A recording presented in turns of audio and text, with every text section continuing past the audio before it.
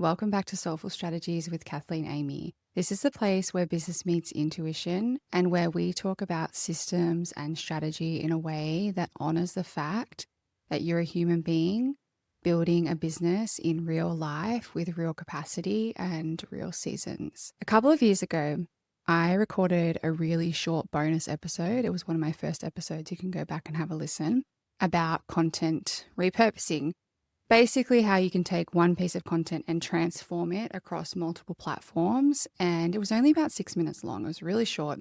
And it ended up becoming one of my most popular episodes, which honestly makes sense because I think so many people are sitting there feeling like content takes too long or it's too hard or they're always starting from scratch. Every time you sit down to create, you're having to decide what this piece of content even is, what angle you're taking, where the content is leading to, whether you're even allowed to talk about the same thing again. You are. Whether you should be selling this week, whether you've been too personal lately, whether you've been too boring lately. It's like a full internal negotiation before you even write a single sentence. Today, I want to come back to this topic, but in a more expanded way, because what I was really pointing to back then was the beginning of a content ecosystem, not just taking your content and repurposing it as like a tactic. So for me, long form, and for most of my clients, long form has always been home. And for me, even before business, even before podcasts, I was writing. I was that person blogging on whatever platform existed at the time, on MSN Spaces, on Tumblr, on MySpace, probably showing my age here. And it wasn't popular, but I did it anyway because it's how I process and it's how I communicate. I like space. I like layers. I like nuance. I'm a projector in human design. It comes with it. And I think we're seeing a return to that in general. Honestly, you can feel it with Substack, people going on Substack. You can feel it with people wanting something real again, something that actually sounds like a person, a real person, not something that's been churned out for the algorithm. So when I started my podcast, it wasn't just because I wanted a podcast. It was partly a personal thing, building my confidence in sharing my voice. And it was also strategic. I wanted something that built trust with people before they ever booked with me. I wanted something that supported discoverability over time as well. And my podcast isn't huge. I'm not going to overstate it, but it does what it's meant to do. People listen and then they decide whether they want to book. People reference episodes in calls. People tell me they feel like they already know how I think. And that is the whole point of long form content. Especially if you're someone whose work is very relational or nuanced, or you're selling something where people need to feel you before they commit. And I'll give you a little example. I have a client where we realized that most people who joined her program either booked a call with her first or they'd worked with her before, which is actually really useful information because it tells you that the barrier to them actually booking and making commitment to the offer isn't necessarily the offer itself. It's that people need more connection and they need to hear her thoughts. They need to understand how she sees things. They need to feel her presence, even digitally, to feel confident enough to join. So instead of pushing harder on Instagram only and just speaking into the void, which we all feel like sometimes, we leaned into that video first content. And I don't mean video first content as in just make more reels, do some trial reels. We built a simple YouTube video cast podcast and it wasn't overly produced. It wasn't cinematic. It was just really thoughtful, clear, consistent. And it actually suited her branding. It looks like her. It sounds like her. It feels aligned. And then while we're doing that, while I'm editing the video and adding the intro and outro and any visuals we need, I edit it in a way that the audio and the video can be exported cleanly together. So we export the audio and we publish it as a podcast as well on Spotify. And then it automatically goes to Apple, Amazon, YouTube, wherever else you want to put it. And suddenly she has a presence in multiple long form spaces without adding a heap of extra work. She films a video once, That one core topic becomes the anchor. And from there, we create the pieces all around it. We'll have show notes as a blog post that links directly to the episode. She'll often write at least one additional blog post that takes the same topic and looks at it through a different lens. Then we'll pull short form posts from the key insights for social media. And in her case, the social media is also LinkedIn Personal, LinkedIn Business, and Facebook, because that's where her buyers actually are. That's where people find her and book calls. That's where her work makes sense. So you've got to figure out, where are your people showing up? How can you repurpose your long form content to suit those spaces? Because yes, there is an element of where you want to show up, sure, where you're comfortable showing up. But as a business, you need to be showing up where your people are. So if your people are on TikTok, you've got to be on TikTok. If your people are on LinkedIn, you've got to be on LinkedIn. That's just how the business works, okay?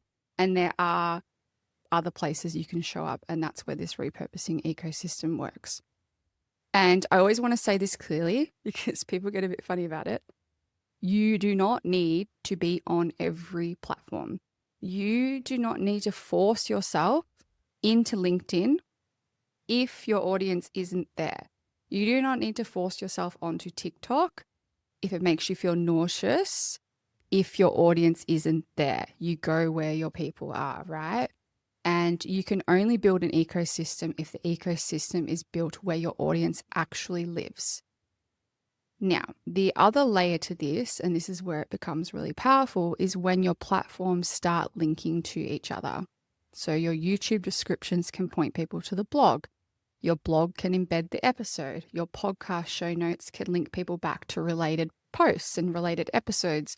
Your social posts can guide people to a deeper piece, and it starts to really link together and become this whole ecosystem.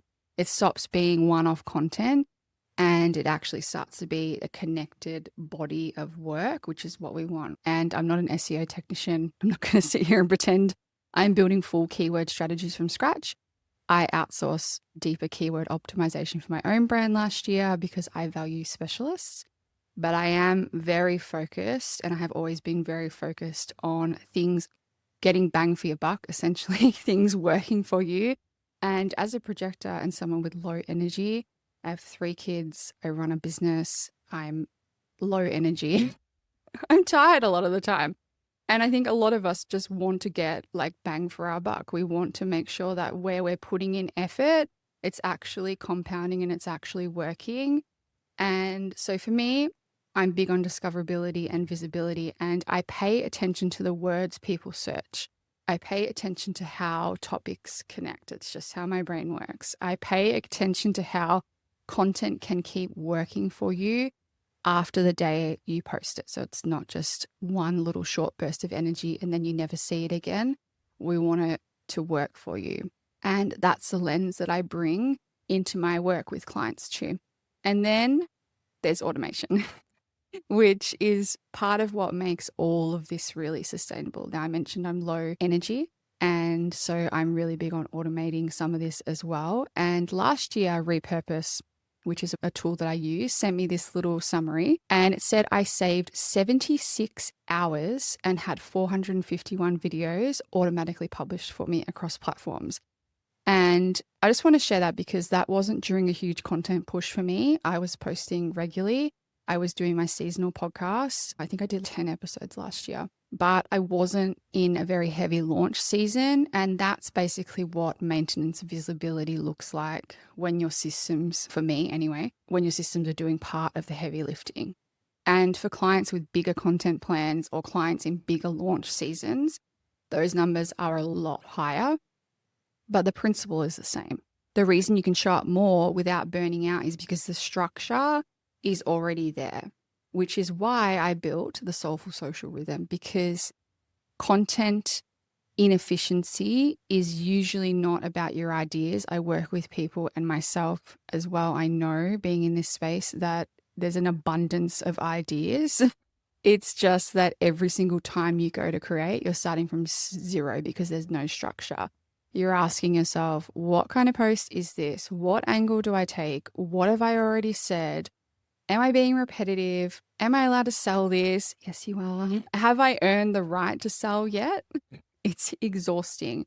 And so the Soulful Social Rhythm is a repeatable 4-part weekly visibility structure. We focus on one authority piece, one connection piece, one nurture piece, one invitation. And it's not templates, and it's not trends, and it's not done for you content. It is a rhythm that you can reuse and come back to month after month. So you're rotating within something steady instead of rebuilding your visibility from scratch every time you sit down to create content, or every time you haven't created the content and you've ghosted your audience. No shame here. We've all done it. And the important thing is, this is not going to be platform specific. You can use that rhythm for YouTube. You can use it for podcasts. You can use it for Instagram. You test it out. You can use it on LinkedIn. You can try it on your different platforms. You can use it anywhere because it's based on how you want to communicate and the role each piece plays in your wider ecosystem. So if you take anything from this episode, I want you to start with one substantial core idea, build around it really intentionally, let your content connect instead of sitting in separate little silos. Automate what can be automated and give yourself a rhythm that reduces decision fatigue when you're creating the content. That's where your content is going to start to feel efficient, and it's because you're no longer starting from scratch every single time you show up. And if you're listening to this or watching this and thinking, that is exactly what I've been missing, I've linked the Soulful Social Rhythm in the show notes. It's a self-paced framework that helps you build a steady, repeatable rhythm for your content so your ideas actually have somewhere to land and your visibility is not going to be relying on bursts of your energy. You will have a rhythm. You will be consistent on social media. And it's a beautiful entry point if you're not ready for one-to-one support and you want something that you can return to each month and actually stick to and sustain. And if this episode supported you, I would be genuinely so grateful if you left a review. I know your time matters, and reviews really do help the podcast reach more people who are building businesses with intention and wanting something steadier than that hustle culture version of visibility. All right, I'll see you in the next one.